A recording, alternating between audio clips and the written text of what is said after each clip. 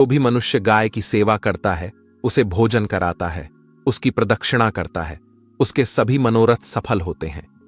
जो भी गाय की रक्षा करता है, उसकी कभी दुर्गति नहीं होती है।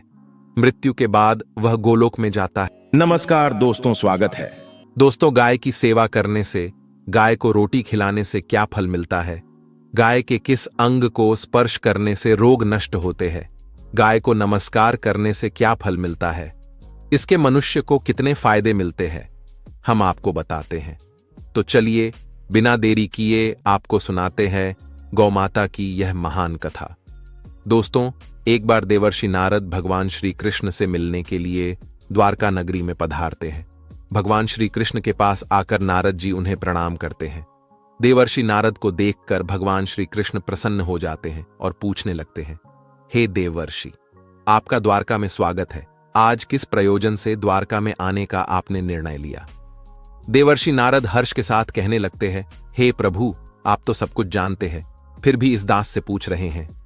भला आपसे कोई बात छिपी हुई है? मेरे मन में क्या प्रश्न है, आपको भली भांति पता है। भगवान श्री कृष्ण कहते हैं, हे देवर्षि, मैं आपकी द्विधा को जानता हूं और यह भी जानता हूं कि आप समस्त मनुष्य जाति के कल्याण के लिए ही आज यहां पर पधारे हैं। आप निसंकोच होकर पूछे, आपके मन में जो भी प्रश्न हो। फिर देवर्षि कहने लगते हैं, हे प्रभु, यदि आप चाहते हैं तो मैं आपसे एक प्रश्न पूछने की चेष्टा करता हूं। प्रभु, मैं आज पृथ्वी लोक का भ्रमण कर रहा था तो मैंने बड़ा ही विचित्र दृश्य देखा। मैंने देखा कि कुछ दुष्ट मनुष्य गायों को मार रहे थे, वही दूसरी ओर कुछ मनुष्य गायों की पूजा भी कर रहे थे। तो प्रभु, यह दृश्य देखकर मुझे बड़ी व्यथा हुई। मनुष्य खुद के स्वार्थ के लिए निष्पाप पशुओं पर अत्याचार क्यों करता है? हे प्रभु, मेरे मन में यह जानने की जिज्ञासा हो रही है कि जो मनुष्य गाय की सेवा करता है, उसकी पूजा करता है, उसे क्या फल मिलता है, और जो पापी गायों पर अत्याचार करता है, उन्हें कौन सा दंड मिलता है। इस प्रकार से नारद जी द्वारा पूछे जाने पर भगवान श्री कृष्ण मुस्कुराते हुए कहने लगते हैं, हे देवर्षि, आपने बहुत ही उत्तम प्रश्न किया है। जो गायों को कष्ट देता है, उसे तो उसके पाप कर्मों के लिए नरक में दंड अवश्य मिलता है, किंतु जो गायों की सेवा करता है, उन्हें उत्तम लोकों की प्राप्ति होती है। गायों की सेवा करने से पृथ्वी लोक पर और परलोक में मनुष्य को कौन सा फल मिलता है, मैं आपको इस कथा के माध्यम से समझाता हूं। हे देवर्षि, आप इस कथा को ध्यान से पूरा जरूर सुने। इस कथा को जो भी मनुष्य सुनता है और इसका प्रचार करता है, उसके समस्त पाप नष्ट हो जाते हैं, उसे धन धान्य की प्राप्ति होती है और मृत्यु के बाद वह मेरे धाम गोलोक में जाता है। देवर्षि कहने लगते हैं, हे प्रभु, यह मेरे सौभाग्य है कि आपके मुख से मुझे यह कथा सुनने को मिल रही है। मैं इस कथा को ध्यान से पूरा सुनूंगा और इसका प्रचार मनुष्यों में करूंगा। भगवान श्री कृष्ण कहते हैं, हे देवर्षि, प्राचीन काल की बात है। पृथ्वीलोक पर वैवस्वत मनु के वंश में एक दिलीप नाम के राजा हो गए हैं। महाराज दिलीप धर्म का पालन करने वाले, गुणवान, चरित्रवान तथा महापराक्रमी थे। उन्होंने धर्मपूर्वक पृथ्वी का पालन किया और अपनी प्रजा को सदैव ही प्रसन्न रखा। उनकी प्रजा सदैव उनसे संतुष्ट रहती थी। मगध देश की राजकुमारी सुदक्षिणा महाराज दिलीप की पत्नी थी। महाराज दिलीप और महारानी सुदक्षिणा बड़ी ही प्रसन्नता से रहने लगे थे, किंतु अनेक वर्ष बीत जाने के बाद भी महारानी के गर्भ से कोई संतान नहीं हुई। तब महाराज दिलीप एकांत में बैठकर सोचने लगे कि मैंने कभी कोई पाप नहीं किया है और मैंने सदैव ही धर्म के मार्ग पर चलकर ही सभी कार्य किए हैं, फिर भी मेरे किस दोष के कारण मुझे संतान प्राप्ति नहीं हो रही है। इतना सोचकर वे बहुत चिंतित हो गए। फिर उनके मन में एक विचार आया कि इस समस्या का समाधान केवल गुरु वशिष्ठ जी ही कर सकते हैं। वे ही मुझे मेरे दोष के बारे में बताएंगे और पुत्र प्राप्ति के लिए कोई उपाय बताएंगे। इतना सोचकर महाराज दिलीप अपनी पत्नी के साथ गुरु वशिष्ठ जी के आश्रम पर पहुंच गए। आश्रम पर वशिष्ठ जी नित्य कर्म, ध्यान आदि कार्य समाप्त करके अपनी पत्नी अरुंधति के साथ बैठे हुए थे। उसी समय महाराज दिलीप रानी के साथ उनके पास जाते हैं और उनका दर्शन करते हैं। वशिष्ठ जी ने महाराज दिलीप का स्वागत किया और उनकी पत्नी अरुंधति ने महारानी का स्वागत किया और उनका कुशल मंगल पूछते हुए उन्हें आशीर्वाद दिया। वशिष्ठ जी महाराज दिलीप से कहने लगे, हे राजन, सब कुशल मंगल तो है ना? आप और महारानी का आज अचानक वन में मेरी कुटियाओं में पधारने का क्या प्रयोजन है? किस कारण से एक महान सम्राट को अपना राजपाट छोड़कर इस वन में आना पड़ा? इक्ष्वाकु कुल के सभी राजा महाराज पुत्र उत्पन्न करके उन्हें अपना राज्य सौंपकर तपस्या करने के लिए वन में आते हैं। किंतु आप अभी भी जवान हैं। आपने अभी अभी राज्य का कार्यभार संभाला है। आपने अभी तक पुत्र भी उत्पन्न नहीं किया है। फिर आप ऐसे अपना राजपाट छोड़कर वन में क्यों चले आ गए? ये आप जैसे महान सम्राट को शोभा नहीं देता है। फिर महाराज दिलीप कहते हैं, हे महर्षि, मैं आपके यहां पर तपस्या करने के लिए नहीं आया हूं।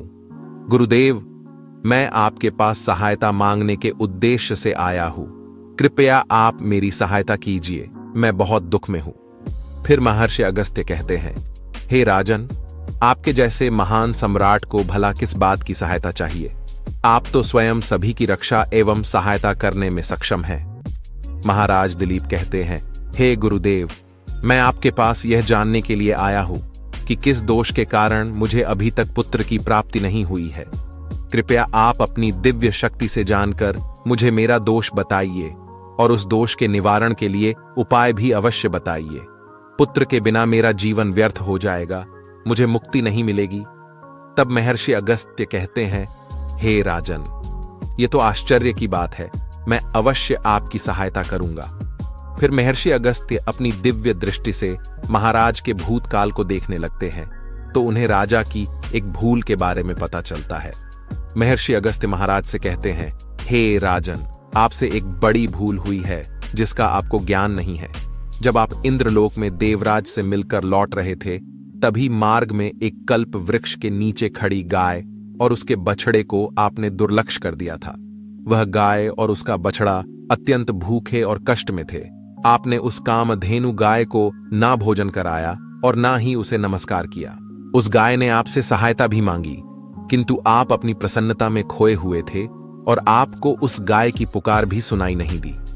आपकी कृतज्ञता को देखकर वह गाय अत्यंत दुखी हुई और उसने आपको श्राप दे दिया है। हे राजन, जो मनुष्य गाय को कष्ट में देखकर उसकी सहायता नहीं करता, भूखी गौ माता को भोजन नहीं कराता, उसे तो महापाप लगता है और उसी गाय के श्राप के कारण आपकी कोई संतान नहीं है।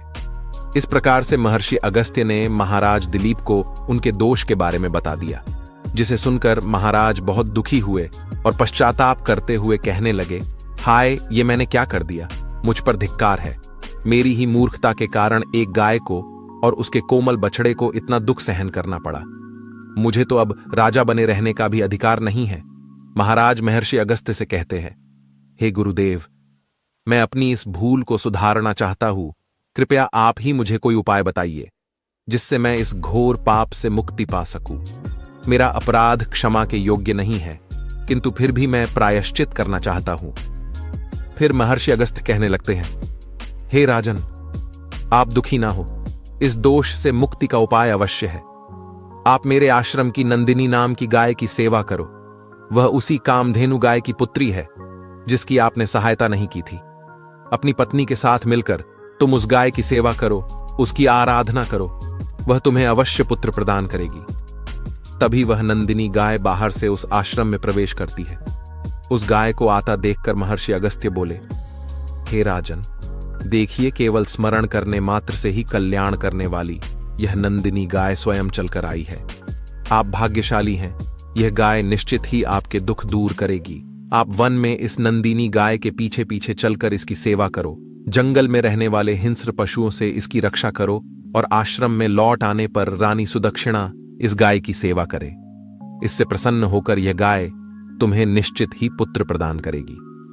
फिर महाराज दिलीप ने ऐसा ही करने का वचन दिया और फिर दूसरे दिन सुबह महारानी ने गाय की पूजा की और महाराज उस गाय को चराने के लिए वन में लेकर गई। जब वह गाय चलने लगती तो महाराज उसके पीछे पीछे चलते, इधर उधर से हरी हरी घास लाकर उस गाय को खिलाने लगते।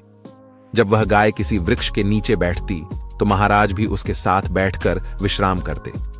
महाराज उस गाय के शरीर से डांस और मच्छरों को हटाते और अपने हाथों से उसके मस्तक को सहलाते। इस प्रकार से महाराज उस गाय की सेवा में लगे रहे। जब शाम हुई तो महाराज उस गाय के साथ आश्रम में लौट आए आश्रम में पहुंचते ही उस गाय ने अपने खुरों से महाराज पर धूल उड़ाई, जिससे महाराज का शरीर पवित्र हो गया और उसके सभी पाप नष्ट हो गए। फिर महारानी सुदक्षिणा ने आगे आकर नंदिनी की अगवानी की और विधिपूर्वक उस गाय का पूजन किया तथा बारंबार उसके चरणों में मस्तक झुकाया। फिर उस गाय की प्रदक्षिणा करके हाथ जोड़कर वह उसके आगे खड़ी हो गई।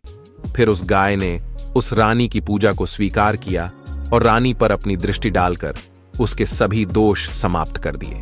गाय की दृष्टि पड़ते ही रानी अत्यंत पवित्र हो गई।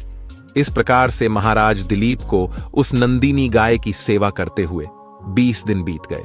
फिर 21वें दिन महाराज जब गाय को लेकर वन चले गए तो वह गाय चरते चरते हिमालय पर्वत पर चली गई और महाराज भी उसके पीछे पीछे चले गए। वहां उस पर्वत पर खड़े होकर महाराज उस हिमालय पर्वत की सुंदरता को निहार रहे थे। इतने में ही एक शेर ने आकर उस नंदिनी गाय को बलपूर्वक दबोच लिया। राजा को उस शेर के आने की आहट तक नहीं हुई। उस शेर के चंगुल में फंसी नंदिनी ने दयनीय स्वर से बड़े जोर से चीत्कार किया, हे महाराज मेरी रक्षा करो, हे महाराज मेरी रक्षा करो। जैसे ही महाराज ने उस गाय की पुकार सुनी तो उन्होंने देखा कि एक भयंकर शेर ने उस गाय को दबोच लिया है और उस गाय की आंखों से आंसुओं की धारा बह रही है, जिसे देखकर महाराज व्यथित हो उठे और उन्होंने तुरंत ही अपना बाण निकाला और धनुष की डोरी पर रखा और उस शेर को मारने के लिए प्रत्यंचा खींची। उसी समय उस शेर ने महाराज की तरफ देखा। उस शेर की दृष्टि पड़ते ही महाराज का शरीर स्तब्ध हो गया, उनकी शक्ति क्षीण हो गई, उनका सारा बल नष्ट हो गया। अब उनके अंदर उस बाण को छोड़ने की भी शक्ति नहीं रही। फिर वह शेर उस महाराज से बोलने लगा, हे राजन, मेरे ऊपर प्रहार करना तुम्हारे बस की बात नहीं है, क्योंकि भगवान शिव मेरी ही पीठ पर पैर रखकर नंदी पर बैठते हैं।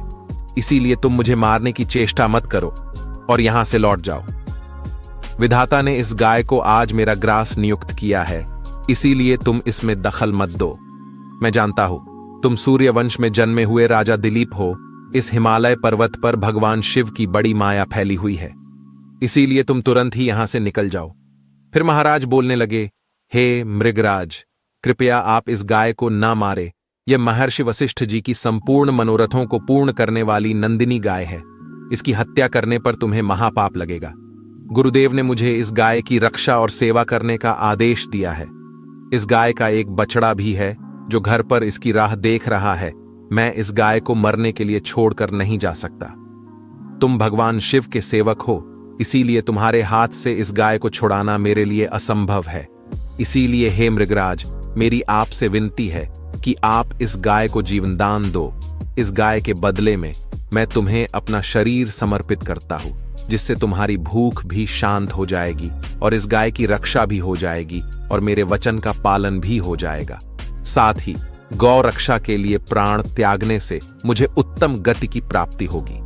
इतना कहकर महाराज उस शेर के सामने हाथ जोड़कर बैठ गए और आंखें बंद की। फिर अचानक से उस राजा के कानों में स्वर पड़े, बेटा उठो, मैं तुम्हारी सेवा से अत्यंत प्रसन्न हूं। यह सुनकर महाराज उठ खड़े हुए और उन्होंने अपने सामने उस गाय को देखा और वह शेर कहीं दिखाई नहीं दे रहा था। तब वह नंदिनी गाय राजा दिलीप से कहने लगी, हे राजन, मैंने ही अपनी माया से शेर का रूप धारण करके तुम्हारी परीक्षा ली है। यमराज भी मुझे पकड़ने का विचार नहीं कर सकते। मेरी रक्षा के लिए तुम अपने प्राण देने के लिए तैयार थे, इसीलिए मैं तुम पर बहुत प्रसन्न हूं। अब तुम मुझे वरदान मांगो, जो तुम्हारी मनोकामना है वह कहो, मैं अवश्य पूर्ण करूंगी। महाराज दिलीप कहते हैं, हे गौ माता, मेरे मन में जो इच्छा है आप वह अवश्य जानती होंगी। कृपया मुझे पुत्र प्रदान कीजिए, मेरी यही कामना है। फिर उस नंदिनी गाय ने कहा, हे बेटा, तुम पत्ते के द्रोण में मेरा दूध लेकर उसका पान करो। इससे तुम्हें अत्यंत बुद्धिमान और गुणवान पुत्र की प्राप्ति होगी। महाराज दिलीप कहने लगे, हे माता, इस समय पर मैं आपके मधुर वचन सुनकर ही तृप्त हो चुका हूं। अब आप मेरे साथ आश्रम पर चलिए और मैं आपकी पूजा आराधना करके तथा मेरे अनुष्ठान को पूरा करके आपके अमृत समान दूध का पान करता हूं। उसके बाद महाराज दिलीप उस गाय को लेकर आश्रम चले गए। आश्रम में पहुंचने पर महारानी सुदक्षिणा ने आगे आकर उस गाय का पूजन किया। तब उस गाय ने कहा, हे महारानी, आप मेरी पीठ को स्पर्श करें, इससे आपको अत्यंत गुणवान, बलवान और विद्वान पुत्र की प्राप्ति होगी। फिर महारानी ने गाय की पीठ को स्पर्श किया। महाराज और महारानी ने उस गाय की विधिवत पूजा आराधना की और उनके अमृत के समान दूध को प्रसाद समझकर ग्रहण किया। उन दोनों की प्रसन्नता देखकर महर्षि वशिष्ठ कहने लगे, हे राजन, अब यह गाय तुम दोनों पर प्रसन्न है, तुम्हारी मनोकामना अवश्य पूर्ण होगी। जो भी मनुष्य गाय की सेवा करता है, उसे भोजन कराता है, उसकी प्रदक्षिणा करता है, उसके सभी मनोरथ सफल होते हैं। जो भी गाय की रक्षा करता है, उसकी कभी दुर्गति नहीं होती है। मृत्यु के बाद वह गोलोक में जाता है और भगवान श्री कृष्ण के साक्षात दर्शन करने का सौभाग्य उसे प्राप्त होता है। जो श्रद्धा पूर्वक गाय का दूध पीता है, वह सभी रोगों से दूर रहता है। जो गाय की पीठ पर जो कुबड़ होता है, उसे स्पर्श कर लेता है, उसके सभी दोष और पाप नष्ट हो जाते हैं। जो गाय का दान करता है, वह वैतरणी नदी को गाय की पूंछ पकड़कर पार कर लेता है। जो स्त्री रोज गाय को रोटी खिलाती है, वह सौभाग्यशाली बन जाती है। गाय समस्त पापों का नाश करने वाली और सभी मनोरथों को पूर्ण करने वाली है। अतः सदैव इसका रक्षण, पूजन तथा इसे भोजन कराना चाहिए। इतना करने से ही मनुष्य सभी ऐश्वर्यों को प्राप्त कर लेता है, उसकी दरिद्रता समाप्त हो जाती है। फिर भगवान श्री कृष्ण कहते हैं, हे देवर्षि, इस प्रकार से महाराज दिलीप द्वारा गाय की सेवा करने से उन्हें एक पुत्र की प्राप्ति हुई, जिसका नाम रघु रखा गया, जिसके नाम से इस पृथ्वी पर सूर्यवंश की ख्याति हुई और बाद में उसका वंश रघुवंश नाम से प्रसिद्ध हुआ। यदि अच्छी लगी तो वीडियो को लाइक करें, कमेंट में जय श्री कृष्ण और जय गौ माता जरूर लिखें। साथ ही चैनल को सब्सक्राइब करें। आप सभी का धन्यवाद।